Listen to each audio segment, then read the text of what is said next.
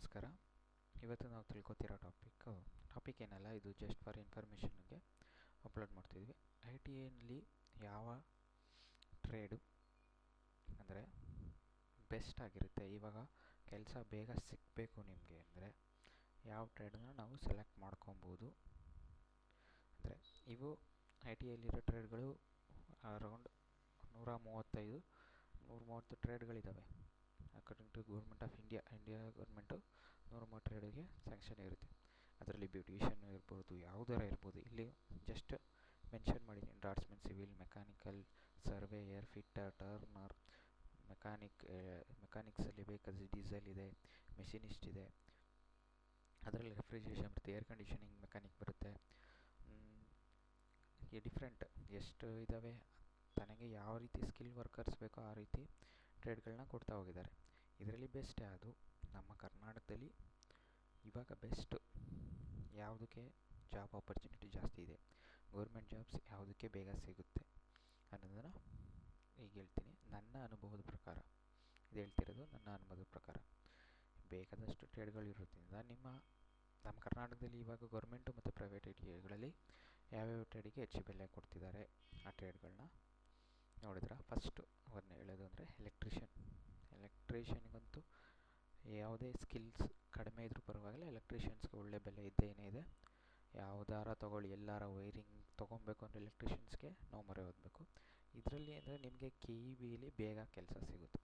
ಅಂದರೆ ಕರ್ನಾಟಕ ಎಲೆಕ್ಟ್ರಿಕ್ ಬೋರ್ಡಲ್ಲಿರ್ಬೋದು, ಯಾವುದಾರ ಪವರ್ ಆ ಥರ ನೀವು ಲೈನ್ಮೆನ್ ಕೆಲಸಕ್ಕೆ ಸೇರ್ಕೊಬೋದು. ಅಂದರೆ I T I electricians best. ಆದ್ದರಿಂದ ಗೌರ್ಮೆಂಟ್ ಜಾಬು ಬೇಗ ಸಿಗೋ ಚಾನ್ಸಸ್ಸು ಎಲೆಕ್ಟ್ರಿಷಿಯನ್ಸ್ಗೆ ಇರುತ್ತೆ. ಎಲೆಕ್ಟ್ರಿಷಿಯನ್ ಟ್ರೇಡ್ಗೆ best trade, easy to learn. ಅಂದರೆ ನಿಮ್ಗೆ ಬೇಗ ಸ್ಕಿಲ್ಸ್ ಏನು ಜಾಸ್ತಿ ಬೇಕಾಗಿಲ್ಲ. ಎಷ್ಟು ನೀವು ಎಸ್ ಎಲ್ ಸಿ ಮೇಲೆ ಬಂದಿರ್ತೀರ, 60 to 70%. ಎಲೆಕ್ಟ್ರಿಷಿಯನ್ ಟ್ರೇಡ್ 2 ವರ್ಷ ಮುಗಿಸಿದ್ರೆ ಎಸ್ ಎಲ್ ಸಿ ಆದಮೇಲೆ ಗೌರ್ಮೆಂಟ್ ಜಾಬ್ಗೆ ಟ್ರೈ ಮಾಡ್ಬೋದು. ಮತ್ತು ಇಲ್ಲ ಅಂದರೆ ಎಲೆಕ್ಟ್ರಿಷಿಯನ್ಸು ತಮ್ಮದೇ ಯಾವುದೋ ಹಾರ್ಡ್ವೇರ್ ಶಾಪ್ ಓಪನ್ ಮಾಡ್ಕೊಬೋದು. ನೆಕ್ಸ್ಟ್ ಎಲೆಕ್ಟ್ರಾನಿಕ್ ಮೆಕ್ಯಾನಿಕ್ ಇತ್ತೀಚೆಗೆ ಒಳ್ಳೆ ಸ್ಕೋಪ್ ತೊಗೊತಿದೆ. ಯಾಕೆಂದರೆ ನಾವು ಎಲೆಕ್ಟ್ರಾನಿಕ್ ಮೆಕ್ಯಾನಿಕ್ ಮೇಲೆ ಡಿಪೆಂಡ್ ಆಗ್ತಿದ್ದೀವಿ. ಎಲ್ಲ ಎಲೆಕ್ಟ್ರನೈಸ್ ಆಗ್ತಾಯಿದೆ. ಎಲ್ಲ ಪಿ ಸಿ ಬಿ, ಎಲ್ಲ ಟ್ರಾನ್ಸಿಸ್ಟರ್, ಎಲ್ಲ ಐ ಸಿಸ್ ಎಲ್ಲ ಆಗಿರೋದ್ರಿಂದ ಎಲೆಕ್ಟ್ರಾನಿಕ್ ಮೆಕ್ಯಾನಿಕ್ಗೆ ಹೆಚ್ಚಿಗೆ ಬೇಡಿಕೆ ಬರ್ತಾಯಿದೆ. ಇಲ್ಲಿ ಬೆಂಗಳೂರು ಕಡೆ ಒಳ್ಳೊಳ್ಳೆ ಕಂಪ್ನಿಗಳು ಸ್ಟಾರ್ಟಪ್ ಆಗೋದ್ರಿಂದ ಈ electronic mechanic I T I ಕಡೆಯಿಂದ ಹುಡುಗರು ಹೆಚ್ಚಿಗೆ ಬೇಡಿಕೆ ಬರ್ತಾ ಹೋಗ್ತದೆ. ಇದು ಅಂದರೆ ಎಲೆಕ್ಟ್ರಾನಿಕ್ ಮೆಕ್ಯಾನಿಕ್ ಮಾಡೋದ್ರಿಂದ ಬೇಗ ಕೆಲಸ ಸಿಗುತ್ತೆ ನಿಮಗೆ.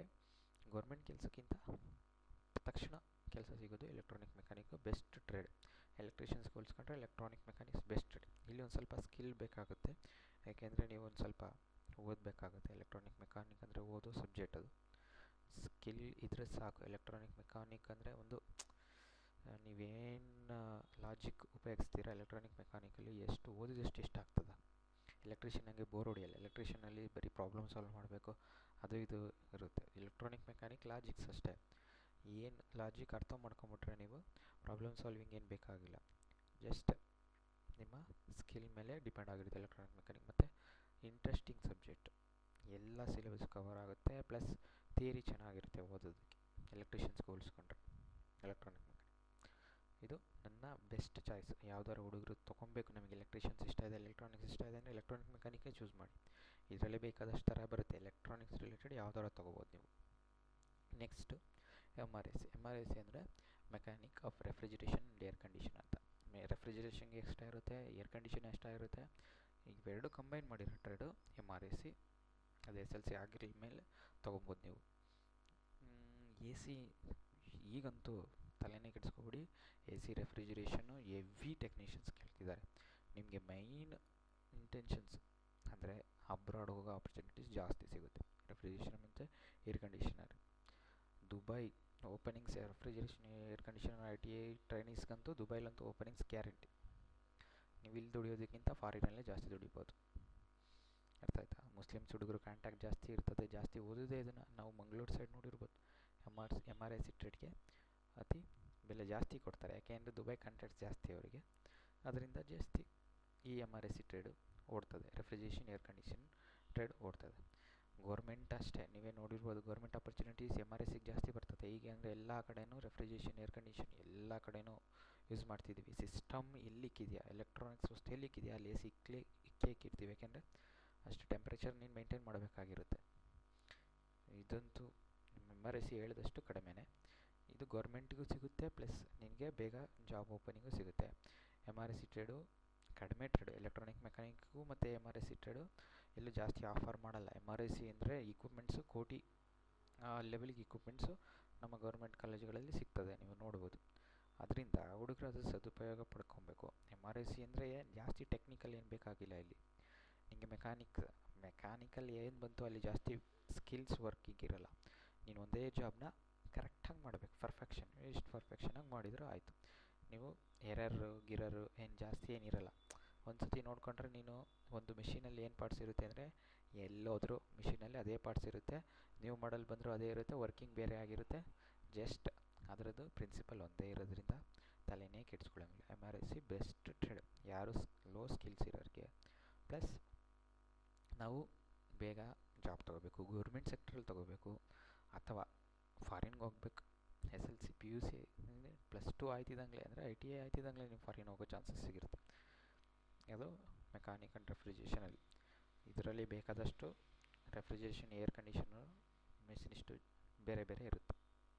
Next fitter, evergreen. ಏನು ತಲೆನೇ ಕೆಡ್ಸ್ಕೊಂಬಿಡಿ, ಬೆಂಗಳೂರಿಗೆ ಹೋಗಿ ನಿಮಗೆ ಕೆಲಸ ಇದೆ, ಯಾವ ಟ್ರೇಡೋ ಫಿಟ್ಟರ್, ಬನ್ನಿ ಅಷ್ಟೇ. ಫಿಟ್ಟರ್ ಅಂದರೆ ಫಿಟ್ಟರ್, ಯಾವುದೇ ತಲೆನೇ ಕೆಡಿಸ್ಕೊಳ್ಳೋಂಗಿಲ್ಲ. ಎವರ್ಗ್ರೀನ್ ಮೆಕ್ಯಾನಿಕಲ್ಲಿ ನಾವು ಹೆಂಗೆ ಇಂಜಿನಿಯರಿಂಗಲ್ಲಿ ಮೆಕ್ಯಾನಿಕಲ್ಸ್ ಇಂಜಿನಿಯರಿಂಗ್ನ ಎವರ್ಗ್ರೀನ್ ಸಬ್ಜೆಕ್ಟ್ ಅಂತೀವೋ, ಫಿಟ್ಟರಿಂಗ್ಗೆ ITI ಟ್ರೇಡ್ಸಲ್ಲಿ ಎವರ್ಗ್ರೀನ್. ಆದರೆ ಹೇಳ್ತೀನಿ ಕೇಳಿ, ಎವರ್ಗ್ರೀನ್ ಅಂತ ಹೇಳ್ಬೋದಷ್ಟೇ, ನಿಮಗೆ ಕೆಲಸ ಹಂಗೆ ಇರುತ್ತೆ. ಫಿಟ್ಟರಲ್ಲಿ ಸ್ವಲ್ಪ ಕಷ್ಟ ಅನಿಸುತ್ತೆ, ಆದ್ರೂ ಫಿಟ್ಟಿಂಗ್ ಫಾರ್ ಮೇಲ್ ಕ್ಯಾಂಡಿಡೇಟ್ಸ್ ಅಂದರೆ ಹುಡುಗರುಗಳಿಗೆ ಫಿಟ್ಟರು ಜಾಬ್ ಆಪರ್ಚುನಿಟಿ. ಎಲ್ಲ ಗೌರ್ಮೆಂಟ್ ಸೆಕ್ಟ್ರಲ್ಲೂ ಕಾಲ್ ಮಾಡ್ತಾರೆ, ತಲೆನೇ ಕೆಡಿಸ್ಕೊಳ್ಳೋಂಗಿಲ್ಲ. ಇಲ್ಲೊಂದು ಲಿಂಕ್ ಕೊಟ್ಟಿದ್ದೀನಿ, apprenticeship.gov.in pages ITI/trade details.ASP. ಇಲ್ಲಿಗೆ ಹೋದರೆ ನೀವು ಎಷ್ಟು ಗೌರ್ಮೆಂಟ್ ಆಫ್ ಇಂಡಿಯಾ ಎಷ್ಟು ಟ್ರೇಡ್ನ ಅಪ್ರೆಂಟಿಸ್ಶಿಪ್ ಟ್ರೈನಲ್ಲಿ ತೊಗೊಂಡಿದೆ ಅಷ್ಟು ಟ್ರೇಡ್ ಡೀಟೇಲ್ಸ್ ಸಿಗುತ್ತೆ. ನೀವು ಯಾವುದೇ ITI ಕೋರ್ಸ್ ಮಾಡಿ ಅಪ್ರೆಂಟಿಸ್ಶಿಪ್ 6 to 12 months ಮಾಡಿದ್ರೆ ನಿಮಗೆ ಹೆಚ್ಚಿನ ಬೆಲೆ ಇರ್ತದೆ. ಅಪ್ರೆಂಟಿಸ್ಶಿಪ್ ಟ್ರೈನಿಗೆ ಹೆಚ್ಚಿಗೆ ಬೇಕು ಅಂದರೆ apprenticeship.gov.inಗೆ ಹೋಗಿ, ಅಲ್ಲಿ ಎಲ್ಲ ಡೀಟೇಲ್ಸು ಸಿಗ್ತಾ ಹೋಗ್ತದೆ. ಎಷ್ಟು ಟ್ರೇಡ್ಗಳಿದ್ದಾವೆ ಅಷ್ಟು ಟ್ರೇಡ್ಗಳ ಡೀಟೇಲ್ಸು ಇಲ್ಲಿ ನಿಮಗೆ ಸಿಗ್ತದೆ. ನಾನು ಹೇಳೋದು ಅಂದರೆ ಇಷ್ಟು ಟ್ರೇಡ್ಗಳಲ್ಲಿ ಇವಾಗ ನೋಡಿರೋದ್ರಲ್ಲಿ ಎಷ್ಟಿದೆ 130 ಟ್ರೇಡ್ ಅಂತ ಹೇಳಿದೆ, ಅರೌಂಡ್ 135 ಟ್ರೇಡ್ಸ್. ಅಷ್ಟರಲ್ಲೂ ಬೆಸ್ಟ್ ಆಗಿರೋದು ನಮ್ಮ ಕರ್ನಾಟಕದಲ್ಲಿ ನಡೀತಿರೋದು ಇವು 4 ಟ್ರೇಡ್ಗಳು. ಯಾವ್ಯಾವು? Fitter, electronic mechanic, ಎಲೆಕ್ಟ್ರಿಷಿಯನ್ನು, MRSC. ಅದರಲ್ಲೂ ಮೆಕ್ಯಾನಿಕಲ್ಲಿ ಬೇಕಾದಷ್ಟಿದೆ. ಟರ್ನರು ನಡೀತಿದೆ, ಟರ್ನರ್ ಒಳ್ಳೆ ಇದೆ. ಡಾಟ್ಸ್ಮನ್ನು, ಸಿವಿಲ್ ತೊಗೊಳ್ಳಿ, ಮೆಕ್ಯಾನಿಕಲ್ಗಿಂತ ಸಿವಿಲ್ ಚೆಂದ.